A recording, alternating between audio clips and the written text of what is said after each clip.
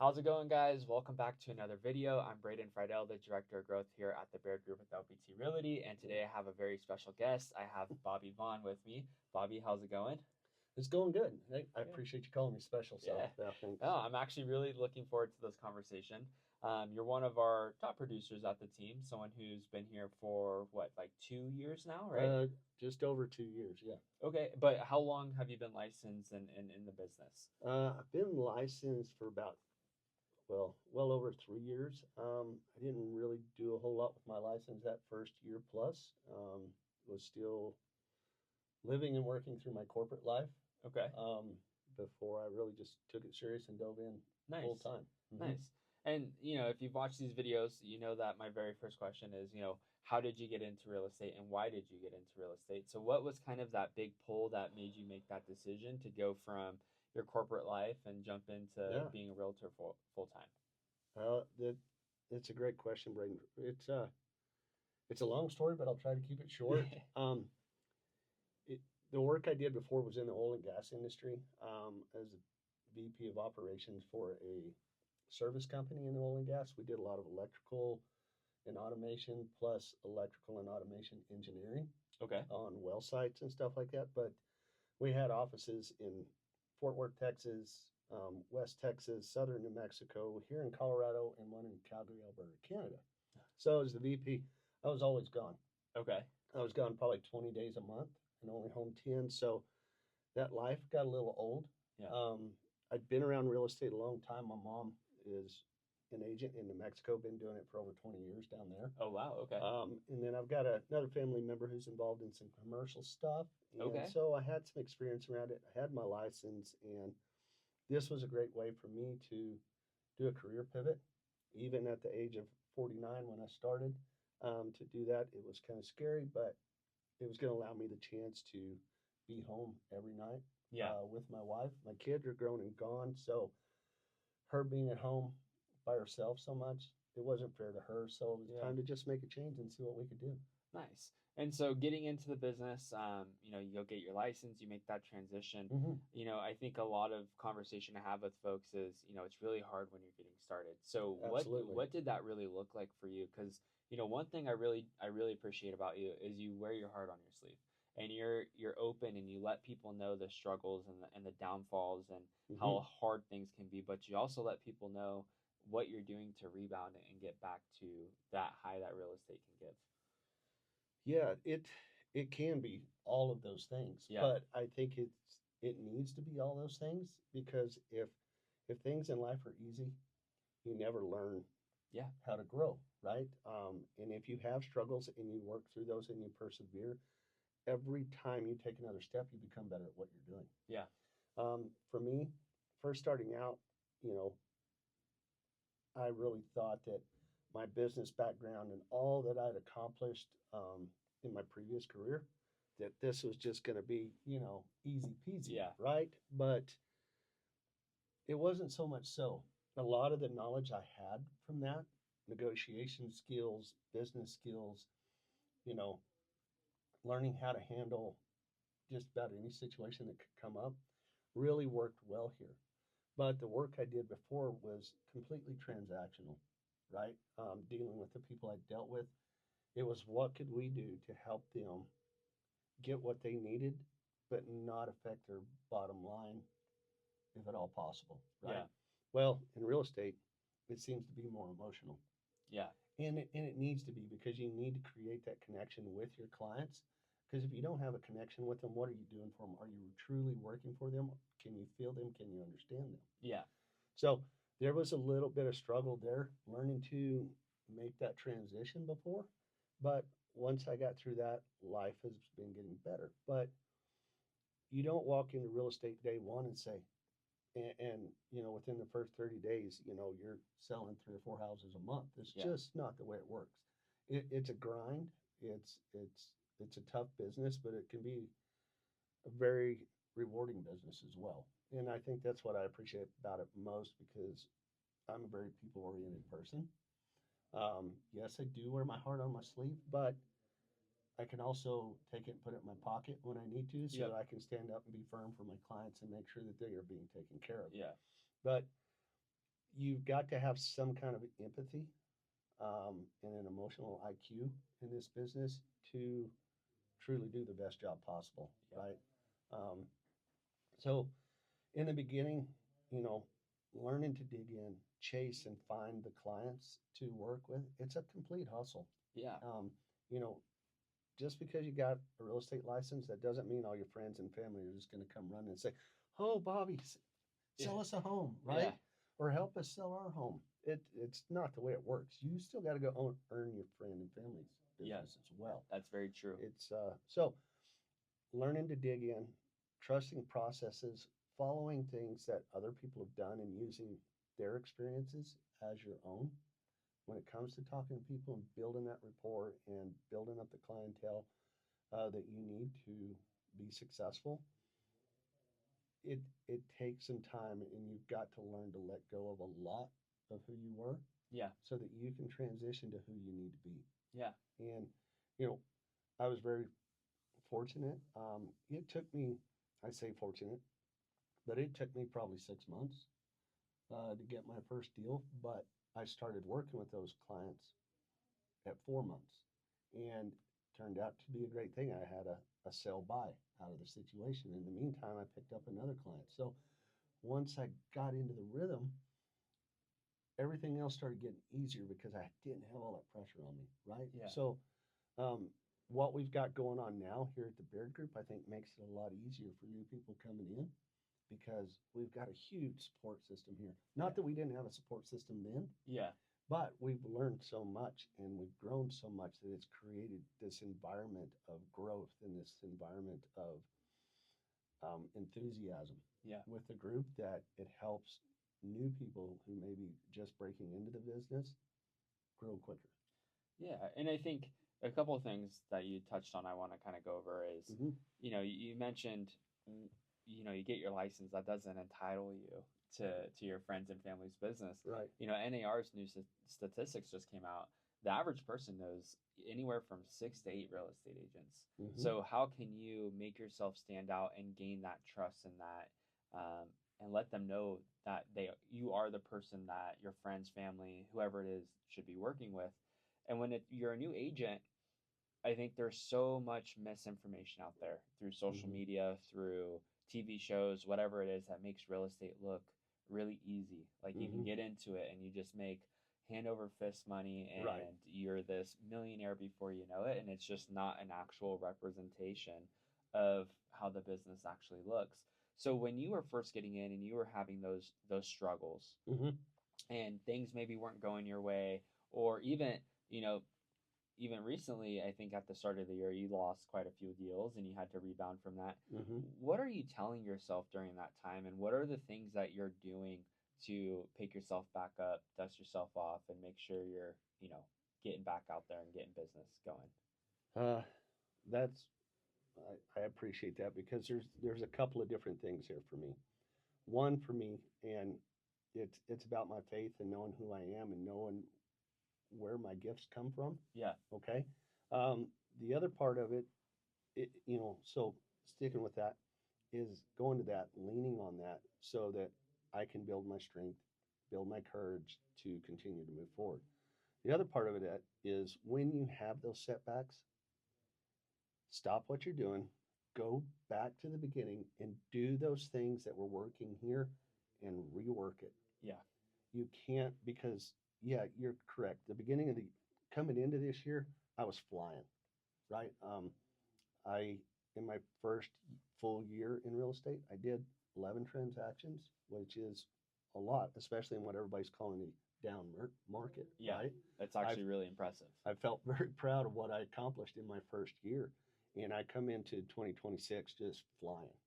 And I had 4 deals on the go in 2026. And between about the 10th of January and the 15th of February, all of them crashed and burned, right? So that was a huge emotional, you know, brick wall that I ran into, Yeah. right? Like I really had to step back and rethink. And it set me back a couple of weeks because I was like, what is the matter? What did I do wrong? Da da da da da. Well, once I analyzed the situation, I didn't do anything wrong. I did everything the way I was supposed to do it, and the way I've been learning to do it, and the way that it needs to be done. Yeah. It just they just didn't work out, and that's going to happen. It just sucks that all of them happened at once, but I mean, you'll get a few of those every year. It's just part of the business, but it just sucked that it all happened in that short time span. Yeah. And because of that, it set me back mentally, right? So I went back to the basics. What did I do that started my business rolling? And I went back to those things and I started digging in and pushing and driving and putting in the time and effort that it took. But not only did I do that, I went to other people in the office. And it doesn't matter if they've been here less time than me. If I heard something that they were doing, I'm thinking that could work. Yeah. Put it into play with what I was doing. You know, going to Michael, talking to John, people like that in the office. Then the one-on-one coaching I was doing as well. It helped me refocus, reset. Think about that stuff is that that's in the past. That it doesn't define who I am tomorrow because whatever happened yesterday needs to stay yesterday because if you continue to believe that you're that person, then you're going to continue to be that person. So there's a mind shift and a belief that, okay, I've done it once, I can do it again. Yeah. So that's what I did, and I've rebuilt things. And Q2 was awesome for me. Q3 is looking really good right now as well. So I've had a good rebound, but it's because I stopped and went back to the basics and started building again. So, um, you know, if you only have one of those every once in a while, I don't think you need to go back to the beginning, go back to the basics. Yeah. I think you can just keep rolling because you have other things happening. But when you have everything that you had working at one time crash like that, it can be a little tough. It's Yeah. a setback for sure, but it is definitely a mental thing. You've got to have a strong mind and the willpower to keep going, the perseverance, lean on the things that you can lean on, whether it's your faith or whatever it may be for you as an individual, lean on those things, trust those things, and go do it. Well, and like you said, it's not often you have four transactions that terminate. It's actually pretty common one transaction fizzles out. I mean, it's, Yeah. you talk to any agent, they'll tell you, oh yeah, that's happened to me before. It's just part of our business. A lot of people don't understand that showing homes and getting pre-approved buyers out there and or listing appointments, like that's all fun and game, but the real work starts when a signed deal is under contract, and That's right. that's where the work starts. That's where that's where your professionalism and your expertise, that's when it comes into play. But yeah, it's not common you have four deals like that fizzle out, and the market's tough and it's changing and it's very volatile. There's so much going on that obviously we can't control as individuals. But if you wouldn't mind sharing, you talked about going back to the basics. What is maybe like one or two things that you went back to that you think really helped you rebound and get back up and running? Well, those things I was doing in the beginning was I had a minimum set number of outbound calls that I was going to make to our database. Yep. And people say, "Oh my God, you're cold calling." No, we're not. It's actually more like warm calls. Those people have reached out at some point to us wanting information about how to buy a home or information on a home because they're thinking about buying or whatever it might be. But I went back to our database. I started making a minimum 100 calls a day. I had to talk to at least 16 people every day. And my goal was to set one appointment, whether that was a listing appointment, a buyer consult, or getting out with a new client to start looking at homes because they were ready to buy. Yeah. And once you get business rolling,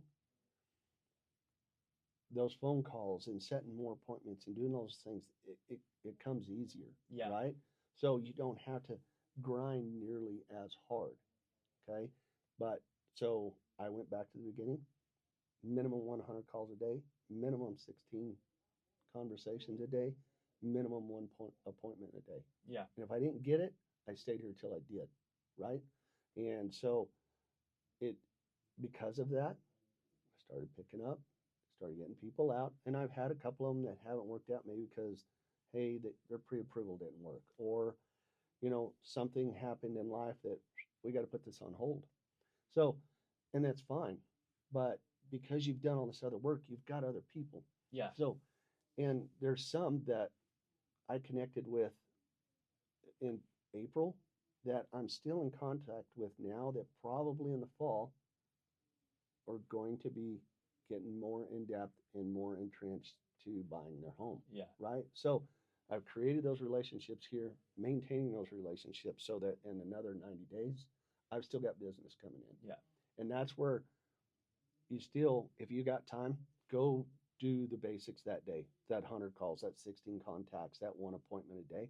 But, like today, for instance, I've got 7 showings coming up after lunch. You and I had this scheduled. I'm helping a new agent that's going to be assisting me with an open house this weekend, helping her get set up on some of the duties that it takes that we do through the week for open houses. So I'm probably not going to get any calls in today. That's fine. I did a lot of work yesterday. I did a lot of work the day before and the day before and the day before. So me not doing that today is okay because I've got some things going, I've got some things coming, and I've got action happening today. Yeah. So come Monday, I'll be right back in it unless I've got appointments. But I never forget what got me here.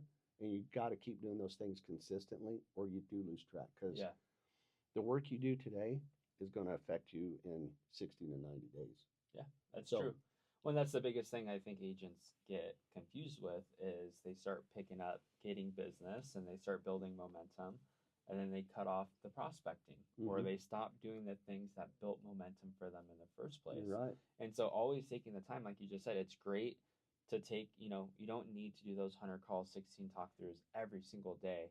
Make it a priority, but when you have a day like today, it's okay because you have those 7 showings and open houses and things coming up, but those are all a product of the prospecting that all the other work I've been doing. Right. So it's okay that, and guess what? You're still getting in front of people. You're having appointments. You're showing property, and you never know, right? That could always turn into a great conversation about somebody they know that needs an agent, right? So it's just about getting yourself out there and creating opportunity for yourself. And two, we give you opportunity with our database, the leads that we have. Right. But I always tell people, I can give you 100 opportunities. If you're not going to capitalize on it, it's not going to happen. That's right. You have to take the initiative and pick up the phone and have those conversations. Yeah. So as you've grown and went from, getting into this business and now you're at this place where, 11 transactions in a down market, that's incredible. That's, last year we saw more real estate agents exit the business than getting in. And so, right, that should tell you how hard the market has been for an agent. So to come in and do 11 transactions, that's great. You also did a pretty big transaction too up in the mountains. I did. And that's cool. Kind of talk us through because I think your approach to what you do for your clients and you're somebody who goes above and beyond. And I think that transaction is a highlight of that. Kind of talk us through what that looked like, how you had to cultivate that relationship and what that looked like from, because I think if I remember correctly, they were wanting a condo in downtown Denver and then they bought a condo up in, where was it? Avon. 2 completely different markets. So 2 completely different markets. Walk me through kind of, how you pivoted and the things that you implemented into that transaction that made it successful. Yeah, actually, it was really exciting. In the very beginning of it, I was nervous because I knew this was an all-cash buyer. Yeah. Right? And I knew they had money to spend and they wanted to spend. Yep. And I didn't look at it and start, going, yeah. I had to be me, be professional, do the job. Because if you don't do the job, what does it matter? Yeah. And for me, it's so much not about, yes, I need that paycheck, but I also need the trust of my clients, right? So do the work and love the work. And the other piece of it is being able to see the smile or the happiness on your client's face when they finally get the keys. Yeah. Right? So, but with that particular one, it started out, they were a fresh sign up to our website, raised their hand, said, hey, we're looking to buy a condo in Denver because we want a place in Colorado to come when we come to Colorado. We want our own place to stay. and they were from out of state. So through that, just kept cultivating a relationship with them, learning more about what they were wanting, set up a Zoom call with them to really dig into their criteria, what they were after, because this wasn't, you know, they owned 3 or 4 other homes, around the world, right? So it wasn't their first time. Yeah. They're seasoned buyers, correct? So it was a different way to handle it, but went through the processes that we do, learning about our clients. Set up a time. They're like, you know what, we're going to come up next month because we want to explore Denver a little more. We just want to go look at some condos so we can start getting an idea. Um, take that back. This was in April that we did that. We had started talking in like January of that year, Okay. of last year. So, this was a long deal. But their idea was we don't really want to buy till the end of 25, Okay. right? But we want to come explore. We want to see the options available in Denver, knowing that they wanted to go downtown, and even downtown versus the metro area can be a totally different market, Oh right? yeah. We're talking condos with concierge and doormen and special codes to get in, and knowing everything that these buildings have to offer because everyone is its own little community.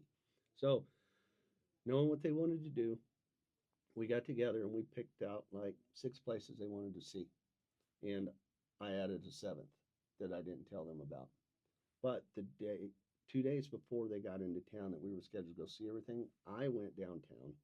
I went to every building. I met everyone that I can meet in these buildings so that our entire tour was smooth and easy for them. Because even though I've done that stuff before, every time you do it, it's a little bit different. But I do that even with homes with my clients when we get outside into the suburbs, into the neighborhoods, and things like that. Um, but so I did that. That way, the day that they come into town, I met them at their hotel. I had everything mapped out for us, everything that we were going to do that day, even had a break in there for us for lunch. Um, and we just strolled downtown. We went into every building. Some of them they liked, some of them they didn't. And then when we were just about done, I said, "Hey, I've got one more I want to show you guys." They said, "Great, let's go see it." I took them in. They fell in love with the place. You know, nice view of the mountains. You could see Coors Field, everything from this condo Yeah. because it was on like the 27th floor of the building. Um, and they said, "Why did you do this?" I said, "Just to show you what else is available around here besides the stuff that we had found." And they said, "Oh, well, we really appreciate it. We're actually in love with this place.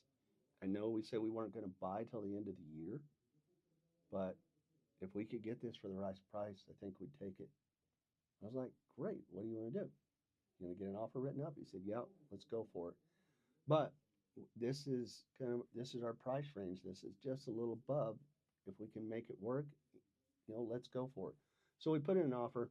We got a counter back. The counter was crazy, right? And my client was like, "Well, I told you we wasn't going to buy till the end of the year, and I'm not going to go outside of the parameters we set to accommodate them Mm-hmm. in order to do this." And I'm like, "Totally get it." So, that deal did not go through. Totally fine with it. But as time went on, we kept communicating, kept going on. And then after about 60 days, I got a phone call and he said, "Bobby, we want to look in Vail and Avon.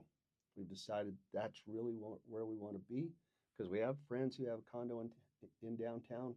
If we need to be in downtown, we can stay with them. We want that up there so that we can go skiing because we love to ski." I said, "Perfect. What do you got in mind?" They started telling me about it. They started sending me some stuff they were interested in. I started digging. Now, Vail and Avon is outside of, I guess you could call it our jurisdiction, so to speak. Yeah. I'm licensed for the entire state of Colorado, right? But different MLS, different breed of people, different circumstances up there, okay? Once I got the information of what they wanted, and they sent me some listings they were interested in, I'd shared some with them that they really liked. I then started making phone calls to the agents up there because I didn't have access to the MLS, Yeah. and started making friends with people up there, and communicating with them who I was, what I was doing, and why. And typically when you go outside your area, so to speak, like that, it can become difficult. Agents don't want you around because they feel like you're creeping in on their territory, especially in mountain towns. especially mountain Especially up towns. in the That's mountain. right. Yep. So, in doing so, I made enough phone calls and created some good relationships up there, and I got showings set up in all uh, of their requests that they had for the units they wanted to see. We started the day. They liked some of them. They didn't like some of them. And then the last building we were in had 2 units, but they'd only picked out one. I knew about the other unit. This again, I just went ahead and threw it on our list since we were going to be in that building. And they liked the one unit in the building, but it really didn't have any views or anything like that. Layout was good. It suited them. They're like, it just still doesn't feel right. I said, well, come on. There's another one down the hall, faces the other direction. It's for sale. Let's go check it out. We walked into that one. They both sit down at the island on the stools there and didn't say a word. I wandered around the condo looking around at stuff. Pretty soon they got up. They both walked around. We probably spent 45 minutes in this condo. Um, and after that, they said, hey, let's go for a walk. Okay. So we got out of the building, started going for a walk. They said, we want you to put in an offer on that place. Let's get it bought now. And it wasn't one on their list. I had done what I'd done with them for. Not that I was being sneaky or tricky. Yeah. I like to plan, right? Especially when you're going to go that far. I mean, from Denver to Avon, it's a long drive. Yep. And if we're going to go up there for a day, let's make sure we see some stuff and let's have fun. So the people that run that building, I had made really good connections with in there.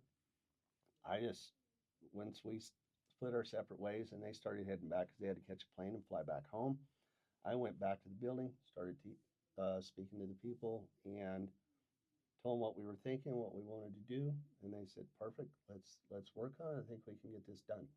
You know, because we had discussed before what our price we were willing to offer and things like that, and it turned into the biggest transaction of my career. Yeah. Something I'm very proud of because it took a lot of extra legwork to get it done, but it paid off in big ways. Yeah.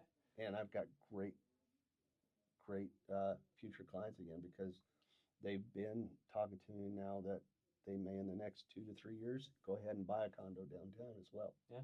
So just have the option. It must be nice. Yeah. Yeah. It must be nice to have the option, you bet. But the fact that they trusted me so much with an extremely huge transaction.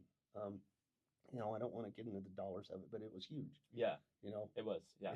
it was. Yeah. It was big, but they trusted me enough that hey, when we get ready to do this, you're a guy.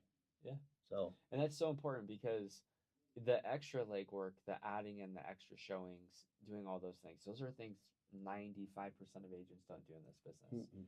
And then you hear, oh, my client is going to shift to mountain town or something like that. Well, then they're going to just refer it out. So going the extra steps and becoming the expert, right? I mean, everybody can become an expert. You just have to put the legwork into it like you did. Yeah. And it panned out for you. And now, like you said, what started in downtown Denver at one price point turned into this huge price point that, you know, like you said, was the largest in your career. And it's all because of the legwork you put in, right? I mean, you can go on Google and look up any real estate agent. And, you know, it's Zillow's out there. There's all these different tools that are available. But being someone that people trust, I think, is the biggest thing. And I think had you not put in that extra legwork, I think they easily could have went in another direction. So that comes down to you just knowing what you needed to do for your clients. And I think a lot of agents really struggle with that. But it ties back into the first thing you kind of mentioned was, you know, being smart with people and emotions and understanding how to read people and their emotions. And, you know, it is true that real estate is very emotional for 99.9% of the population. It's the biggest transaction financial decision they will ever make. That's right. So being able to guide them in these transactions and in these situations, it's what kind of separates people like yourself who do good business, do a decent amount of transactions versus people who, you know, maybe it's too hard and they get out of the business. Yeah. So looking ahead, right? This year is a little different. It's been up and down and Mm-hmm. extra volatile this year Yeah. with everything Yeah. going on, and now even more so with the Iran war kind of kicking back up, and there's a lot of uncertainty with the market. Mm-hmm. Where do you kind of see the market going? And if there's a buyer or seller watching this who's kind of on the fence and maybe they need to sell or maybe they want to buy and they don't know if now's the right time, what would that conversation kind of look like for them? Ooh, that's a great one, but I don't know if you can have the same conversation with every person. That's true. So I think it's initially learning what your client wants, what their needs are, and what they're trying to accomplish with selling their home or with buying another home. Then you can tailor the conversation to, not that, gotta be careful how I say that because I didn't want it to sound weird, but tailoring the conversation. But once you know what they're really trying to do, then you know how to proceed. You can then find the ways to help them be successful in what they're trying to do. But I've even had clients that I've worked with, and after speaking with them, I've agreed with them, say, yeah, this is probably not the right time for you. Yeah. Let's revisit this in 6 months. Where some agents are going to say, no, no, no, yeah, buy now, buy now, buy now. Yeah. Because they're chasing The dollars the and dollar. the transaction. Right. Yep. Instead of creating relationships, because those relationships are going to come back for you in the future. And so you need to build that up front. So for me, it's going to be a different conversation with every person, but it's going to be about their needs, their wants, and why they're doing it. If they don't have the right why, it's probably not the best time for them to be doing that. So find that, help them talk through that, be the psychologist if you need to be the psychologist, right? And and then once you figured all that out, then you can build a plan to move forward to create the success that they're looking for and help them, find that peace, that happiness, or whatever it might be that they're searching. Yeah. So I think it can be different for everyone. And you got to have that relationship first to learn that, and then you can move forward. It's not going to be the same for every person. Yeah. I totally agree. I think, although I don't sell, my position's a little different, but again, everybody has different motivations, different, reasonings for why they're doing the things they are. And you said it perfectly. You need to tailor the conversation for each individual because Mm-hmm. it is different. Some people they have, a lot of money stashed away for a great down payment, and others Mm-hmm. are trying to scrape together, just enough to cover closing costs and down payments, right? Mm-hmm. So I do think tailoring the conversation it is important, and it ties back into just being that person who understands emotion and the Yeah. empathy and why people are in the positions that they're in, Yeah. and just helping them navigate those certain things. I think you mentioned there's agents out there, they do just chase transactions and Right. they chase a dollar amount. They don't care if, now is actually the right time to buy. And too, there's so much misinformation out there when you look at the news and, different things that's happening within the market. Each market is so different in its own, right? You can't Absolutely. compare our market here in Denver to, New York or LA, these big Mm-hmm. markets that tend to dominate the news side of things. But um, where do you kind of see at least the market going? I know it's going to be a little interesting with how with interest rates, and they're Yeah. more than likely going to go up as this Iran war continues.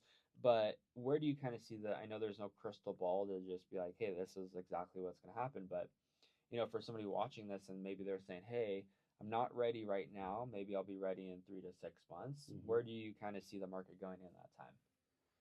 Well, for me right now, just based on what we've been seeing, um, the market for the last year or so has been flat, right? Fortunately, here in our area, we don't see a lot of regression where you do in a lot of the rest of the country. Um, for me personally, I see it continuing to stay flat where buyers have some great opportunities out there because there's definitely more homes on the market for sale right now than we've got buyers coming into the market. But there are people that need to buy, but there's also people that want to buy. And there's plenty of opportunity out there to make that happen for them. Um, if interest rates go up, that's okay in my mind. You know, you look back to only because I took the time to study some of this. You go back to the 80s, there was people paying 18% on mortgages, right? Um, we're at like 6.5 right now. We're still below the 30-year average on interest rates Yeah. at that. So that's really, really good. Um, a lot of people want to see what happened in 21 and 22, which I Will don't know never if we'll, happen again. I don't think it'll ever happen Yeah. again. There's myself included, very fortunate, got a mortgage at that time, you know, under 3%, but get those type of mortgage rates, they're probably never going to be seen again. But with us in that 6.5 range, it's probably going to hold around there. It might tick up a little bit. There's still great opportunities for buyers, and I think it's going to, for me, probably now till the end of the year, that's what we're going to see. Yeah. You know, it's going to hold that. Now, what happens after as we go into 2027? You know, I'm not sure.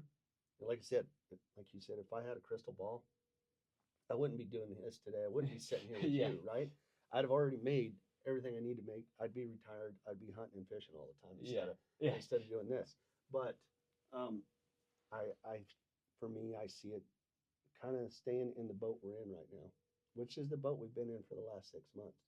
So whether you're a new agent coming into the business, you can still succeed, you can still survive, and you can grow. Because I think if you learn to do stuff during hard times, you're going to be better than everybody else during the good times. Yeah. You know, and I think for home buyers as well, even sellers for that matter, if you do that business during those hard times,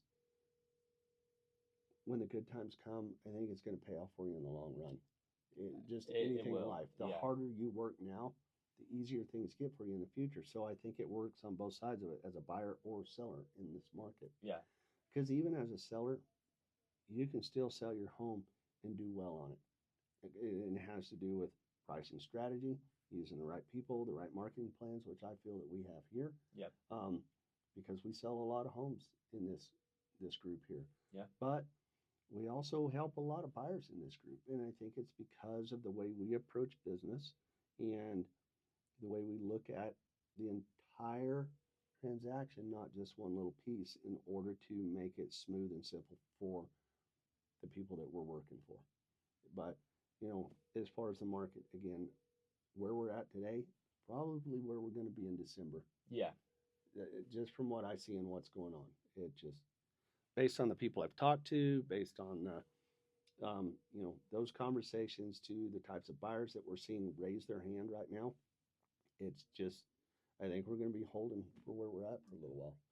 I think it's going to be, yeah, kind of the same. Mm-hmm. I think I don't see too much changing. I don't see, you know, right, like the market's been down, but we're still, you know, transacting and you know, we're actually up as a team. Right. You know, the last 2 years have been very hard and we keep going up and up as a team. Mm-hmm. So I think, you know, it just comes down to having the right people in your corner. Absolutely. And having a team and support and all those things. But, you know, let the people know where they can find you. You know, whether it's your phone number, email, best way to reach out Sure. to you. Let them know. Well, again, my name is Bobby Vaughn. My phone number is 720-706-8368. You can find me at Bobby Vaughn at thebearteam.net for my email, and BobbyVaughnBearTeam.com, I think, as well as what the website is for me. But you can also just go to the Bear Team's website and look me up on there and give me a shout. Happy to answer any of your questions, help you out any way you can, whether you're someone looking to buy, sell, or a new agent looking to join the team. I love it here. A lot of great people and a lot of great opportunities to really dig in and learn. Whether you're brand new or you've been doing it for 20 years, this is a great place to hang out. I don't even have to say anything after that. You did No. my piece, so I appreciate it. Isn't that why you brought me in? Yeah, there we go. Yeah. Awesome. Well, thank you for the conversation. I really appreciate it. And guys, Bobby, he's really great. I'll put my hand up and support you. Thank you. And let people know that. So if you're looking to buy or sell, reach out to him. And yeah, I'll see you guys at the next video. You bet. Thank you. See ya. Look at that. 40 minutes. Wow, that went longer than I thought. That's perfect because all the videos should be